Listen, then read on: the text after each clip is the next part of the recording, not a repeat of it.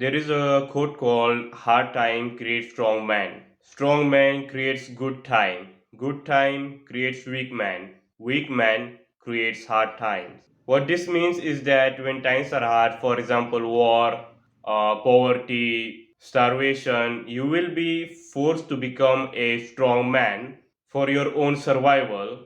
Your brain and body will not complain or will make any excuses for doing the hard work. You will not procrastinate. Your testosterone will be high. You won't be a weak pussy. So, is your life right now hard or easy? Because if it's easy right now that you're okay with being broke and mediocre, then you won't make any progress in your life. The single reason why you feel unproductive, lazy, you procrastinate, you don't want to do the work is because right now you don't have it bad enough. So let's take an example. A guy has to go through a surgery and he needs a fuck ton of money or otherwise he'll die.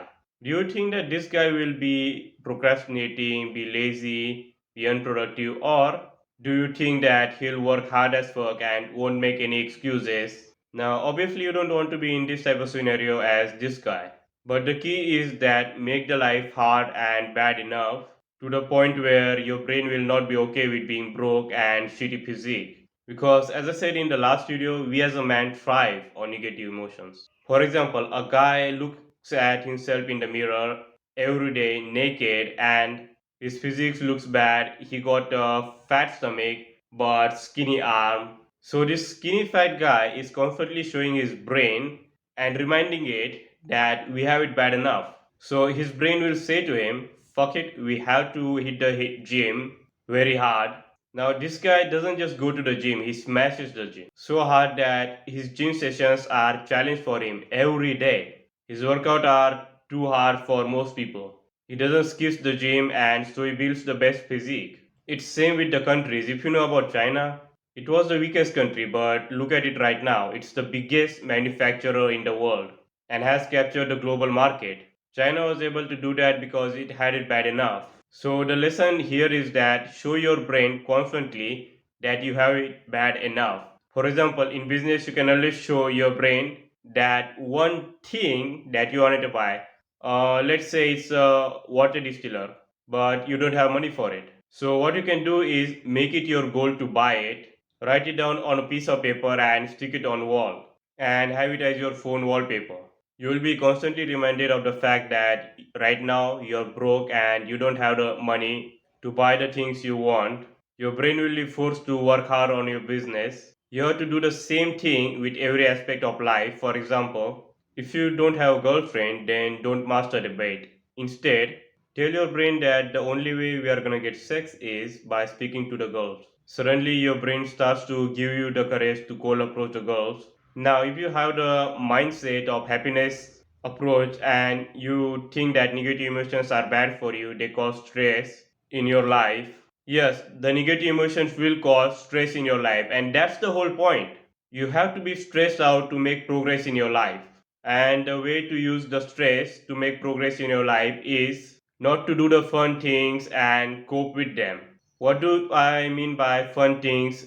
Is let's say there's a taxi driver who is broke and alcoholic. So here his life is bad enough that he will work hard to figure out how to make money in life. But by coping, which is alcohol for him, the fun thing, he will forget about his shitty life and does he lose the very benefit that he had to make his life successful. So don't have any coping or fun mechanism in your life like that. And also, misery is the reason why most people get addicted to drug and alcohol. So you want to be careful with that when you make your life miserable. Never be having this fun thing like most people just eat junk food, which are called as emotional eaters when they get very stressed out and sad.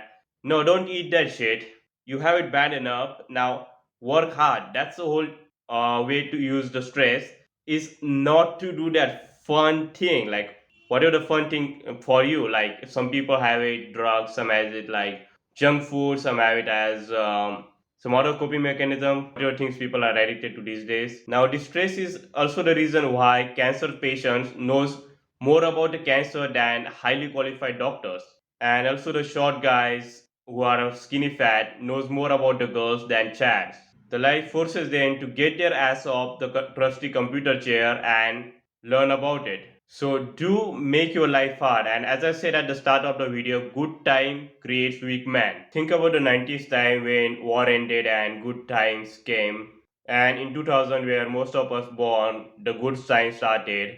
And that's the reason why most of us are weak compared to our grandpas and dads who has to face the hardship in life due to war and the things that came along with war, such as starvation and poverty. If you've been on internet long enough, you'll know that there is a masculinity movement, and everyone is saying that modern day men have become so weak that they shouldn't be called as men but should be called as boys instead, and that they are purposeless. Guess what? They are born in good times and had no hardship. And no, school and colleges are not called as hardship. The exam and assignments are not as deadly as the bullet from AK-47. And also the fact that most of us are raised by education system, not by our parents, especially our dads, because they were taken away by the modern day world so he can be able to provide for his family. For our entire bloodline, our dads were raised by their dads, not by education system, and none of them had low testosterone, low motivation, laziness, unproductiveness, and here we are soft boys. So our life has to become hard if we want to become strong men. This is done by the constant reminders of our desires and also by making our life hard in general, like not eating junk food, doing hard workout, not pussy workout that you do in the gym. To test your pussy workout, like how pussy it is, all you need to do is go to the gym and you will do only one exercise and you will do it till absolutely the maximum limit you can go, like max rep. So here you don't want to drop the weight, you just want to keep pushing it, keep pushing it, keep pushing it till you barely able to get it up and then get it down, like for example if you're doing shoulder exercise. But yeah, I'll have to warn you here that don't use heavy weight, reduce the weight a bit than what you usually do, and choose a safe exercise. Don't be doing like a squat and deadlift, or do something like lat pull down or bicep curls, or yeah, something like safe. Because many people have this ego in their mind, and ego is also the reason what it makes you weak. Actually make a video on that. Ego doesn't make you stronger. Like everyone thinks ego makes you that aggressive guy. No, ego makes you weak. And if you think about it, if you're like afraid of speaking to girls, well, the only reason you're thinking that what other people will think of you is because it's ego. If you want a video on that, I'll actually make it a video on that. But anyway, let's go back to our topic. So once you've done your exercise, just rate your intensity out of 10 and be honest with yourself. And if you're being honest with yourself, you'll say your intensity was more like 6 out of 10, 5 out of 10. And if this was like 6 out of 10 that you did like absolutely max repetition, guess what? Your day to day gym session had like 3 out of 10 intensity. That's the reason why most of the guys plateau in the gym after 8 to 12 months. Their noob gains ends. When you are a noob, your intensity was 8 out of 10. That's because you were weak. And that's the reason why you had built more muscle during that time. But now your intensity is not keeping up with your increased strength. If you ever seen a guy in your gym who does the most hard workout, chances are he's the most jacked guy in the gym. And if you know the Jeb Cavalier from athletex.com, he always say that if you wanna look like an athlete, you gotta train like an athlete. But what he didn't mention is that you need to have an intensity like an athlete. If you found this video helpful, then consider liking and subscribing to the channel so that I can be able to make more valuable videos like this.